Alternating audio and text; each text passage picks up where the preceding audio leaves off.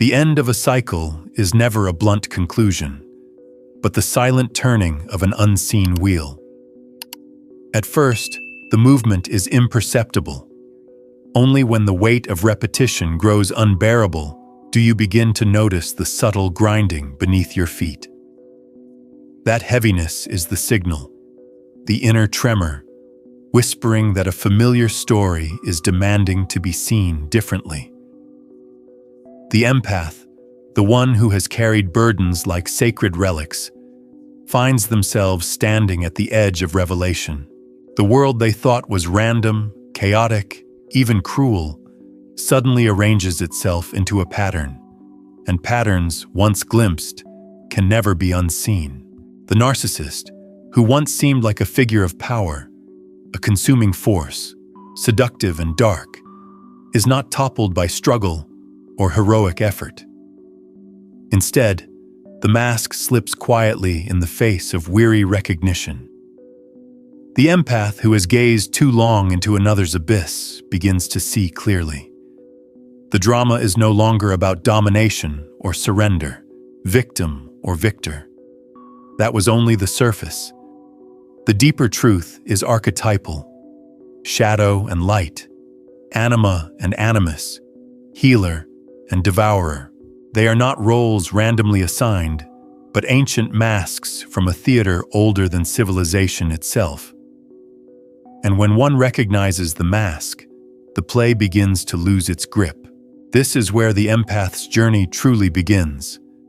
Not in another sacrifice, not in another round of self-abandonment, but in the slow awakening of sight.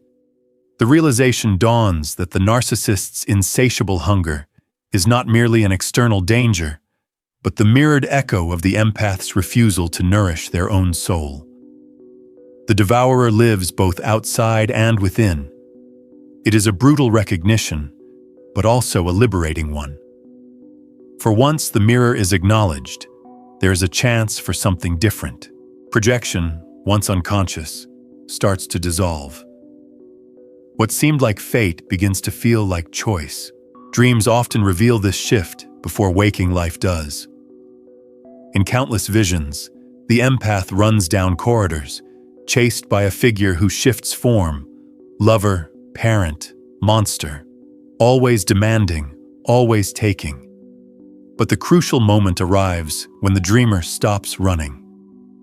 They turn, and the figure collapses into a sobbing child. So it is in life. The moment the empath stops fleeing, stops endlessly giving, and dares to face what hunts them, the terrifying becomes pitiful. The beast loses its invincibility, and the cycle falters. And yet, to see clearly is also to tremble. Recognition carries its own terror. For when the narcissist is revealed as empty, the empath must also confront the void within. To admit that love poured out was never truly received because it was never first given inward is to face a frightening possibility. Identity built on saving others collapses. Who am I, if not the healer? Who am I, if not the redeemer of someone else's abyss? This collapse feels like death because it is one. A psychic death. The ending of an archetype that ruled life unconsciously. Myth speaks of such deaths. Inanna stripped at each gate, Orpheus descending into darkness, Persephone swallowed by the earth. These stories echo the empath's own descent, not into the narcissist's hunger this time, but into their own. They must face the repressed child who whispers, "I too deserve to be loved." They must sit with anger unspoken, desires long buried, boundaries never drawn. This confrontation is not gentle. It is the opening of a door to the underworld within, and stepping through demands courage. Still, something subtle stirs in the silence after the mask falls. The wheel, once crushing, now turns with new momentum. Exhaustion deepens, not from defeat, but from refusal to play the old role. The well of endless giving runs dry.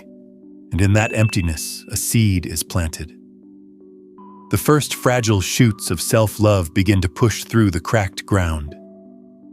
Perhaps, whispers the inner voice, I too am worthy of nourishment. Perhaps I am not here to serve the unquenchable hunger of others, but to honor my own soul's thirst. At this moment, the empath is at a threshold. They are no longer blind, yet not fully free. The narcissist's mask has fallen, but the archetype still lingers, demanding to be understood, integrated, and transcended. The road ahead will not be a triumphant march, but a descent into chaos, grief, and rebirth. The empath must move from recognition to action, from awareness to transformation, and that journey will demand the loosening of unconscious bonds, the facing of shadows, and the reclamation of the inner child who has waited so long. Before we descend further, pause for a breath. If you're listening now, take a moment to let me know in the comments where you're watching from and what time it is. And if this story is already resonating, remember to subscribe to the channel and turn on notifications so you don't miss the next unfolding chapter in Jung Stories Unveiled. These stories are not just tales. They are mirrors of your own psyche, waiting to be recognized. From here, the path bends downward, toward the underworld of the psyche. For only by descending into death, into silence, into the forgotten chambers of the self, can the empath begin to loosen the chains of the cycle. This is where part 2 begins, with descent, death, and the rediscovery of the inner child, who still waits in the dark.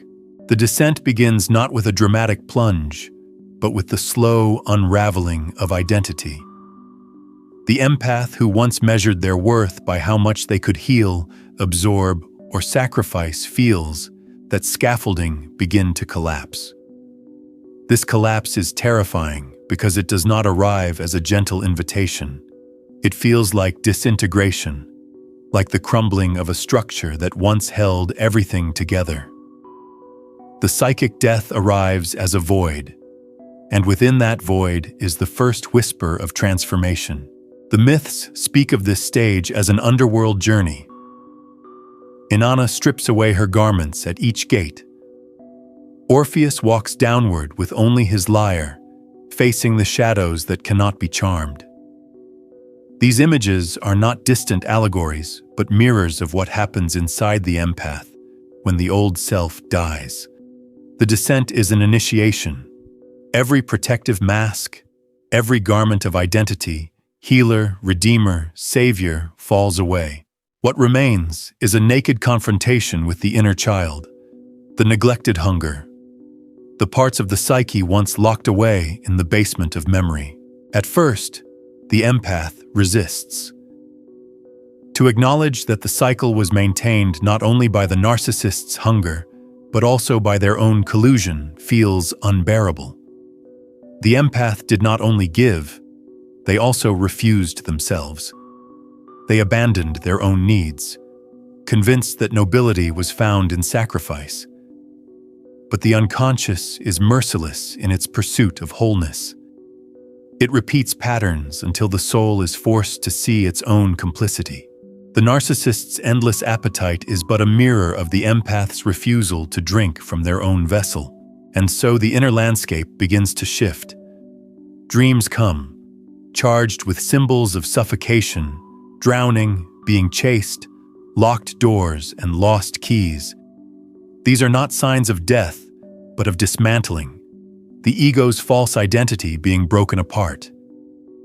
One patient once dreamed she was carrying a vessel of water across a desert.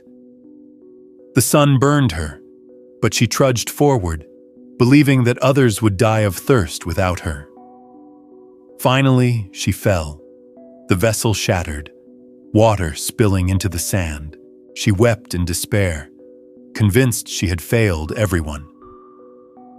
But then flowers bloomed where the water seeped, and a voice whispered, "The water was always meant for you." Such dreams reveal what the waking mind cannot yet accept, that what has been carried for others must first nourish the self. In waking life, the same recognition begins to surface. The empath notices fatigue where once there was compulsion. They no longer rush to give, not because of resentment, but because the well is dry. This exhaustion is not failure. It is a sacred breaking point. Within the emptiness, the seed of self-love germinates. It whispers, "I am worthy too. I deserve to be fed, seen, and loved, not only as a healer, but as a whole being." This whisper is fragile, easily drowned out by old voices of guilt and duty. But it is there, insisting. The narcissist, sensing the shift, often reacts with rage or desperate charm. They promise change. They erupt in anger. They attempt to pull the empath back into orbit. But what once looked like power now begins to reveal itself as desperation. The predator loses its teeth.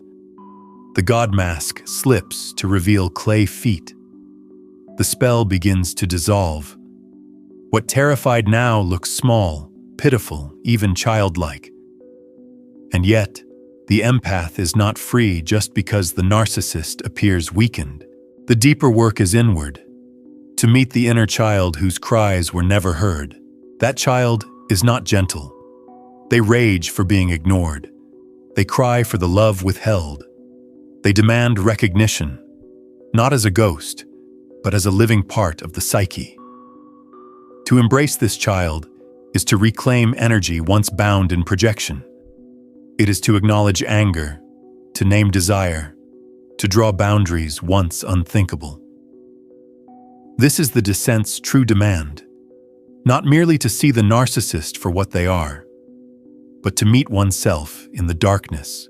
Boundaries begin to form here, not as rigid walls, but as sacred lines of self-recognition. The empath who once gave endlessly now pauses. Silence becomes a form of self-defense. Withdrawal, once feared as selfishness, begins to feel like sanctuary. Each no spoken is a reclamation. Each moment of solitude a reminder that the soul is not a vessel to be emptied, but a flame to be tended. This stage is often accompanied by grief. The empath must mourn not only the narcissist, but also the identity that revolved around saving others. They must mourn the fantasy that love could redeem one who refuses to face themselves. This grief is sacred. Tears flow not as weakness, but as purification, washing away illusions. Through mourning, the empath purges the belief that love without boundaries is love at all. In that mourning, liberation stirs. The descent, then, is both death and rebirth. It is the death of the archetype, the savior, the redeemer, the endless giver, and the slow birth of a self that knows its own worth. The narcissist's grip weakens not because they change, but because the empath reclaims what was projected outward. The child within is no longer abandoned. The water once poured away is now tasted, and from this inward turn, individuation quietly begins. As this section closes, the empath stands amidst ruins, garments stripped, illusions shattered, tears shed. Yet beneath the rubble, a new foundation is being laid. The inner child, once silenced, now has a voice. Boundaries begin to take shape like the first stones of a home. This is not triumph yet, but it is possibility. And it sets the stage for what comes next. The grief that purifies, the rebirth that renews, and the ending of projections that finally opens the way toward true freedom. Grief arrives as a tidal flood, carrying with it not only memories of the narcissist, but also the weight of years lived in illusion. It is not only the relationship that is mourned, but the belief that love could save another who refused to face themselves. The empath must grieve the sacrifices made, the innocence betrayed, the seasons of life spent pouring into a vessel that could never hold water. This grief feels merciless at first, like a storm that strips the soul bare, yet hidden within it is liberation. For only through mourning can the heart release the fantasy that kept the cycle alive. In dreams, this grief often takes shape as images of broken chains, rivers crossed, or rising suns. These are not coincidences, but symbols of rebirth. The psyche speaks in metaphor, and as the old identity dies, the unconscious whispers of renewal. One may dream of animals, wolves, serpents, lions, signifying instincts once repressed, but now returning. These creatures do not arrive as threats, but as guides. They carry the vitality the empath once abandoned in service of others. Each dream is a coded announcement. Life force is being reclaimed. The morning is holy because it clears the soil for new growth. Tears wash away the residue of delusion. In their flow lies purification, the return of clarity long obscured by projection. To cry not for the narcissist, but for the self is to declare, I am worthy of my own compassion. The empath learns that grief is not an ending, but a portal. Through it, the psyche is reborn, carrying the wisdom of pain without the chains of repetition. Rebirth does not come as fireworks or sudden ecstasy. It comes quietly, like a seed sprouting in darkness. In waking life, the empath begins to sense subtle shifts. Solitude no longer feels like exile, but like sanctuary. Silence, once unbearable, becomes a teacher. Boundaries appear naturally, not as acts of rebellion, but as affirmations of self-respect. This is the slow alchemy of transformation.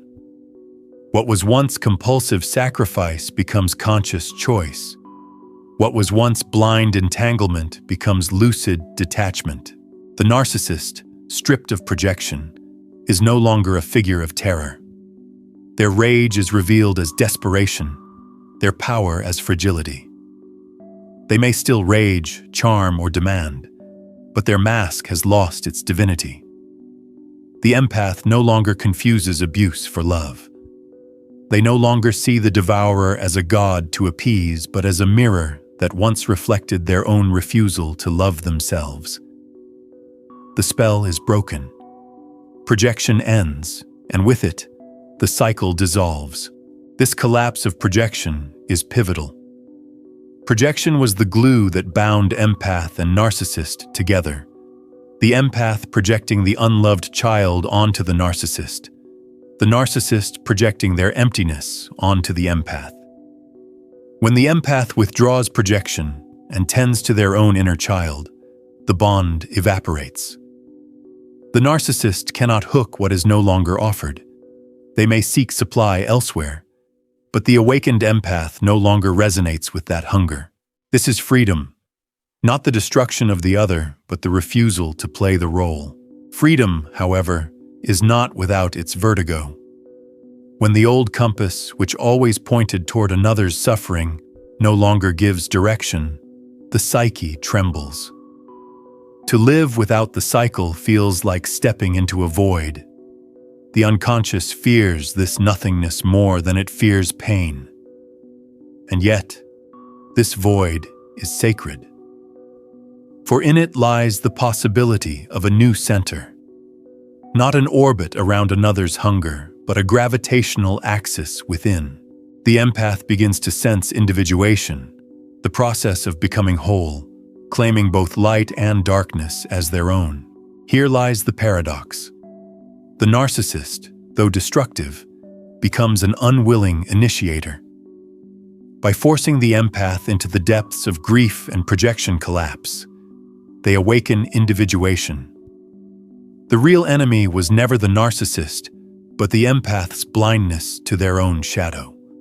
Once the shadow is claimed, once grief purifies the heart, the narcissist stands revealed not as master, but as mirror, not as curse, but as guide. The wheel of repetition completes its turn, and something entirely new begins. The empath emerges from this stage carrying scars, but also carrying seeds. They have wept for lost years, for broken illusions, but those tears have watered the ground. A new strength rises. Not arrogance, not bitterness, but a quiet clarity. They know now that love without boundaries is not love, but erasure. They know that compassion must begin with the self if it is to be real at all. They are no longer driven by the compulsion to heal what refuses to heal. They stand at the threshold of individuation, ready to live not as half of a cycle, but as a whole being. As this part closes, the narrative shifts from grief and rebirth to wilderness. For after liberation comes a disorienting silence, a space where old landmarks vanish and the soul must navigate by a new compass. It is here, in the wilderness, that the empath learns to hear their true voice and integrates the shadow that once frightened them.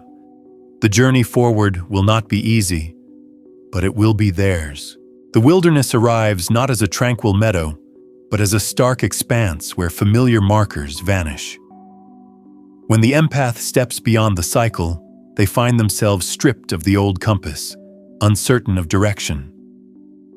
Solitude that once felt imposed now stretches as a vast landscape of possibility.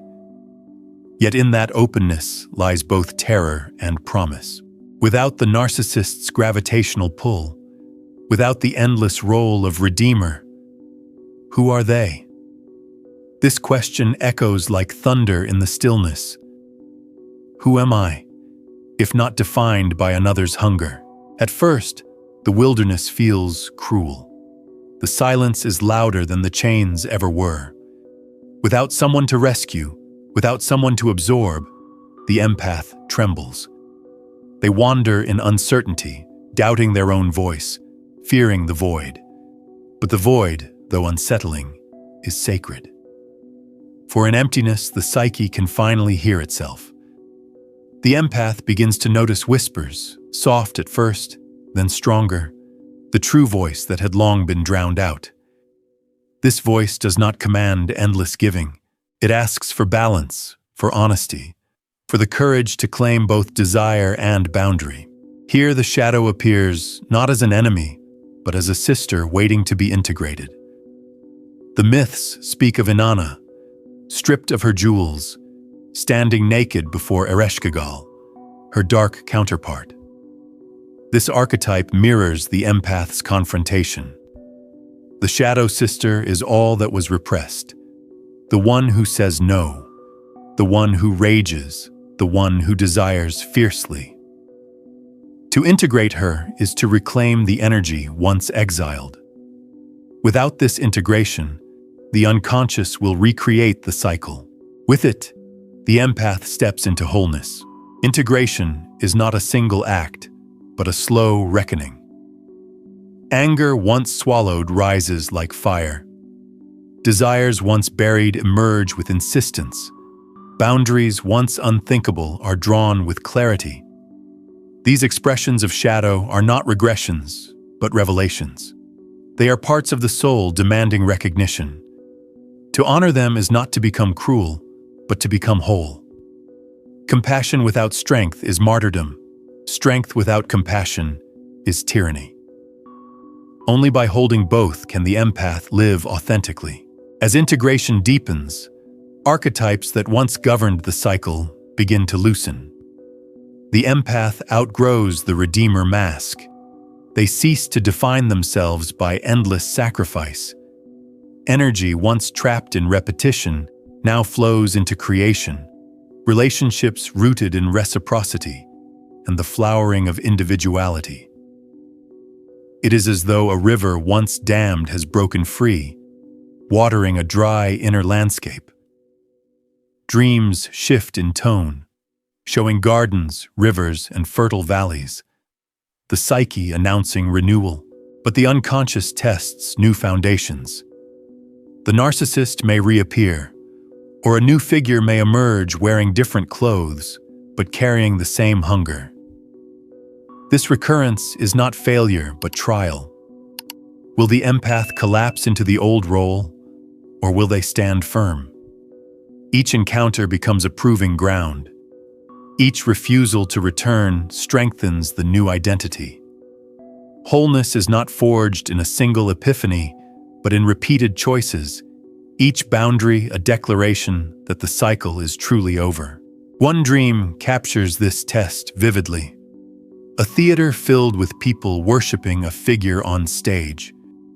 His voice thundered, his presence commanding, and all around, the crowd knelt in devotion. The dreamer felt the pull to kneel, to submit. But then she noticed his feet were clay, crumbling, unstable. In that instant, she turned and walked away. The crowd gasped, the figure raged, but she stepped into sunlight. This dream reveals liberation, the refusal to worship illusion. The empath no longer kneels before the false god of the narcissist. They choose sunlight over shadow, truth over delusion. The wilderness, then, is not exile but initiation. It strips away illusions and forces reliance on the self. It demands the integration of shadow, the acceptance of complexity, the courage to walk away from false idols. It tests, tempts, and teaches. Through it all, the empath learns that silence is not emptiness, but space for the self to emerge. They learn that solitude is not punishment, but sanctuary. They discover that love, rooted within, is an infinite wellspring, not a finite resource drained by others. By the time this stage matures, humility has replaced both martyrdom and pride. The empath no longer views themselves as savior, nor do they cling to superiority over those still trapped. They recognize the cycle as necessary for their own awakening and see even the narcissist as a reluctant teacher. This humility protects against the redeemer archetype returning in disguise. Wholeness does not boast. It simply exists, grounded and luminous. And so, the empath stands on the edge of the final transformation. They have walked through grief, tasted rebirth, faced the wilderness, and integrated their shadow. What remains is to live this wholeness, not as concept, but as daily practice. To embody love with boundaries, to practice compassion anchored in strength, to honor the sacred balance of light and dark within. The final chapter of this journey is not an ending, but a way of life. It is where individuation ceases to be theory and becomes lived reality. The cycle closes not with thunder, but with clarity. The empath, having walked through grief and wilderness, now begins to live in the rhythm of wholeness.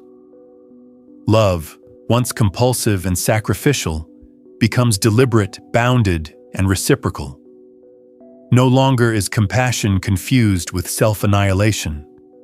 The empath understands that to say no can be as sacred as saying yes, that to guard the flame within is not selfish, but essential.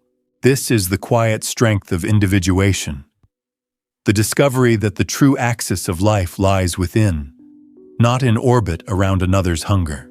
The narcissist, in this new light, no longer appears as a monstrous tyrant or divine figure. They are seen instead as what they always were, a mask of archetypal drama, a vessel for projection, a mirror of the empath's abandoned self. This recognition does not excuse harm, but it dissolves the illusion of enmity. The real battle was never between empath and narcissist. It was between the empath and their own shadow. Once claimed, the shadow ceases to haunt. The narcissist is revealed not as master, but as mirror, not as curse, but as unwilling initiator of growth. Life after the cycle is not free of pain, but it is free of unconscious suffering. The empath now walks with discernment. They sense when projection begins, when the old urge to rescue stirs, and they pause. They ask, Is this compassion, or is this erasure of self? That pause is everything. It transforms repetition into choice. Where once love was blind, it now sees clearly. Where once sacrifice was reflex, it is now replaced by conscious reciprocity. The final transformation is humility. For it is tempting to wear a new mask, the enlightened one, the superior survivor, the redeemer in disguise. But true wholeness resists pride. It acknowledges the cycle as a teacher, even honoring the narcissist as part of the psyche's larger unfolding. The empath knows they could not have reached individuation without walking through the fire. This humility roots them. It keeps compassion alive without collapsing into martyrdom. It allows them to live whole without preaching superiority. Dreams in this stage often show sunlight breaking through, vast gardens, rivers flowing free, or abandoned theaters where false idols crumble to dust.